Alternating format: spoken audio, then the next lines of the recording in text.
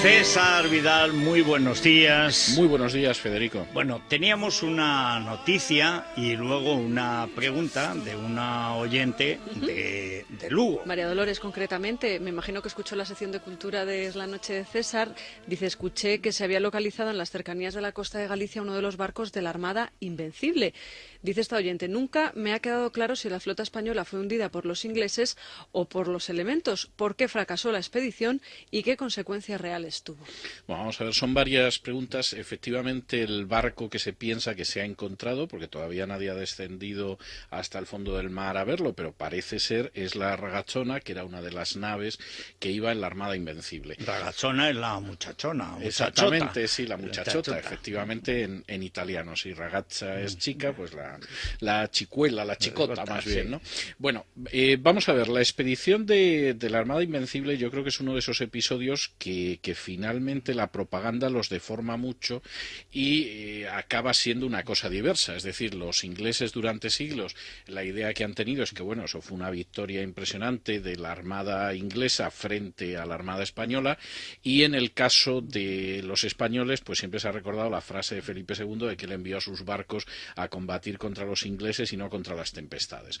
Yo creo que la realidad está en un término medio, pero curiosamente más cercano a las tesis españolas que a las tesis inglesas. El gran problema de la Armada Invencible era que fundamentalmente no era, en contra de lo que se ha dicho, una armada, es decir, una flota que fuera a combatir con la flota inglesa, sino que era un ejército de desembarco, como era, por ejemplo, la flota que desembarcó en junio de 1944 en las costas de Normandía. La finalidad que tenía la Armada Invencible, pues era una finalidad bastante clara, era desembarcar en Inglaterra. Se suponía que se iba a producir una sublevación católica en ese momento, que se iba a derrocar a Isabel I de Inglaterra y que se iba a reimplantar el catolicismo y evitar la ayuda que se daba a los rebeldes flamencos y al mismo tiempo contar con un aliado para España. Es decir, que mataban 3 pájaros de un tiro. Mataban incluso 4, porque lo cierto es que el año anterior de la escuadra que parte a finales de mayo de 1588 de Sevilla, todavía se contaba con que a María Estuardo, la escocesa, la sentaban en el trono inglés, con lo cual ya la victoria a 4 bandas era total, porque era católica, era amiga de Felipe II, etcétera, etcétera, etcétera. Esa la composición del lugar. Por supuesto, Isabel I, que acabó su servicio de inteligencia, que hay que reconocer que era excelente, acabó haciéndose con las cartas de María Estuardo, cortó por lo sano, nunca mejor dicho, y la decapitó por alta traición, y eso quedó. Pero el resto quedaba claro. ¿Cuál era el problema que tenía la Armada Invencible? ¿Qué es el gran problema que supo ver Alejandro Farnesio y que yo creo que es la clave del fracaso? Porque Alejandro Farnesio, que era un gran general al servicio de Felipe II, lo vio.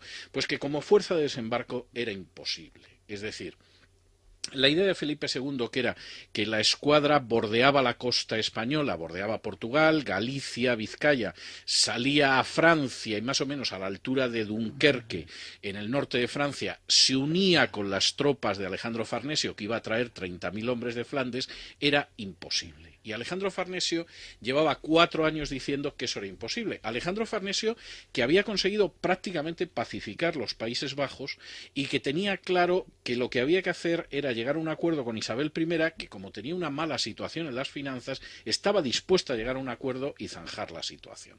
Y en ese sentido la idea de Alejandro Farnesio era, si efectivamente tenemos los Países Bajos prácticamente pacificados e Isabel de Inglaterra acepta llegar a una paz con nosotros en una guerra no declarada y deja de ayudarlos, los pacificamos del todo. y dejemos a Inglaterra sin más problemas. La tesis de Felipe II era que había que desembarcar.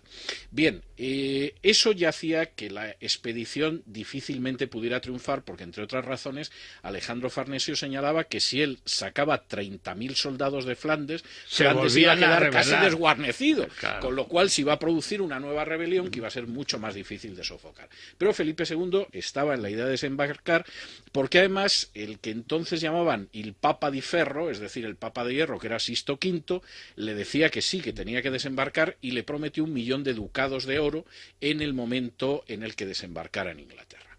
La flota sale de España y esto a mí me parece muy importante. Es verdad, y esto se ha señalado muchas veces, que los ingleses habían avanzado tecnológicamente en el arte de marear, a diferencia de los españoles que estaban todavía en Lepanto. Es decir, el primer enfrentamiento se produce el 31 de julio en el Canal de la Mancha.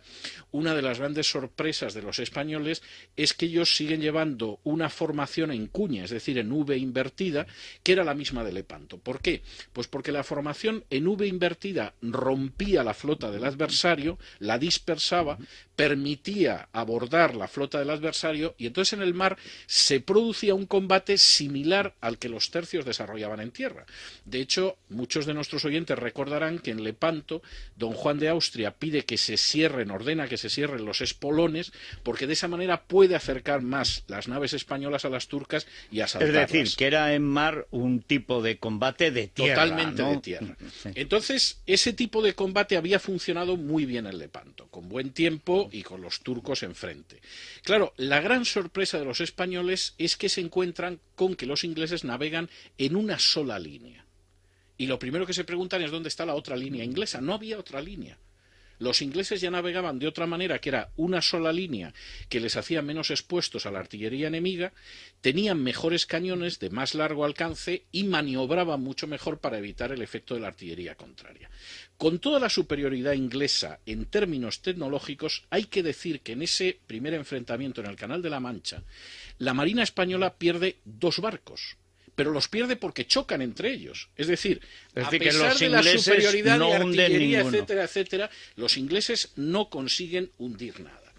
La situación, de hecho, para los ingleses es tan desconcertante, hay que decir que a los ingleses les pilla por sorpresa, porque ellos pensaban que iba a haber una invasión española y creían que iba a tardar tanto la invasión que contaban con sorprender a la Marina española en La Coruña.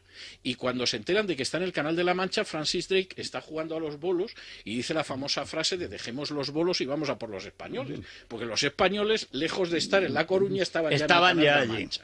Bien, la siguiente batalla que se produce es en Portlandville, donde de nuevo la Armada pues intenta acabar con la flota inglesa. La Armada pierde un barco en el enfrentamiento de Portlandville, que, hombre, hay que reconocer que para una armada que tenía 160 barcos, barco arriba, barco abajo, no es una gran pérdida. Y el gran enfrentamiento se produce al final, ya cerca de Calais, que es la batalla de Gravelinas. En la batalla de Gravelinas, los españoles pierden 3 galeones. Es decir, las pérdidas son ridículas. Es verdad que como ni Alejandro Farnesio había podido mandar a los soldados, ni había manera de desembarcar con la flota inglesa por delante, el desembarco fracasa. Pero claro, no se puede hablar de una gran derrota naval porque no hubo cosa parecida.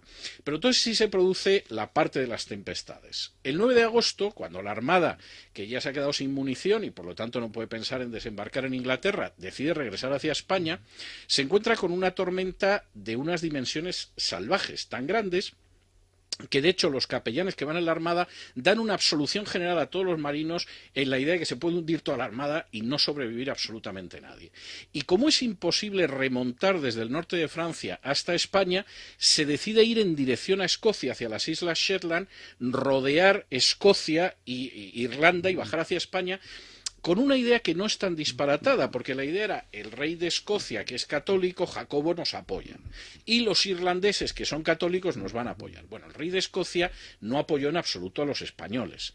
Los irlandeses se dedicaron a degollar a todos los marinos españoles que llegaban hasta sus costas, porque el deseo de quedarse con el botín era superior a lo que podía ser el impulso de la verdadera fe. Y eso al final sí es desastroso para la Armada española, porque la Armada española, en medio de las tormentas, tiene que bordear Escocia, dar la vuelta a toda la isla de Irlanda y descender hasta Galicia, el Golfo de Vizcaya y Galicia.